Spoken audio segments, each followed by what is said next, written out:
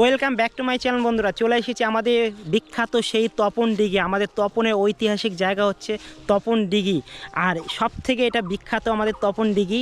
ম্যাপে গুগলে সব জায়গাতে সার্চ করলেই তোমরা পেয়ে যাবে তপন দিঘি। আর তপন দিঘির ভিউটা তোমাদেরকে দেখিয়ে দিচ্ছি। তপন দিঘিতে কিন্তু পার্কও তৈরি হয়ে গেছে অলরেডি, কিন্তু ওপেন হয়নি এখনও।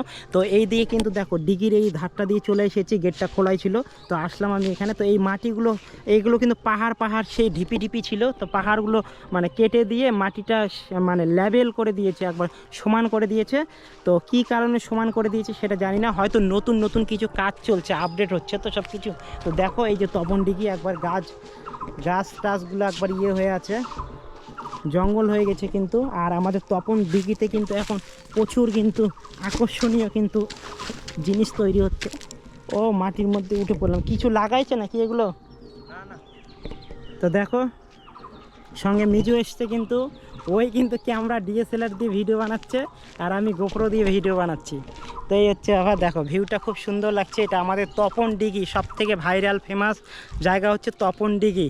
বাইরে কোথাও যদি যাই, তো যদি কাউকে বলি যে তপনে বাড়ি, তো সবাই আগে এই কথাটাই জিজ্ঞাসা করে যে তপনে বাড়ি তোমার, আচ্ছা তপন দিঘিটা কেমন আছে এখন, ওখানে কি হয়েছে, কি চলছে, এইরকম অনেকে অনেক রকম কমেন্ট করে। তো যাই হোক, তোমাদের উদ্দেশ্যে আজকে আমাদের তপন দিঘির ভিডিওটাই করলাম।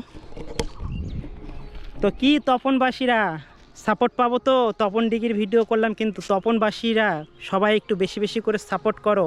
আমার যত বন্ধু বান্ধব মানে ফ্রেন্ড ফলোয়ার্স আছো তপনের, যারা নেই তারাও কিন্তু ফলো করে দিও আর শেয়ার করে দিও। তপনটাকে একটু উন্নত লেভেলে কিন্তু করতে হবে, আরও আপডেট করতে হবে। তপনে অনেক কিছু হচ্ছে, অলরেডি হয়ে গেছে, আরও হবে।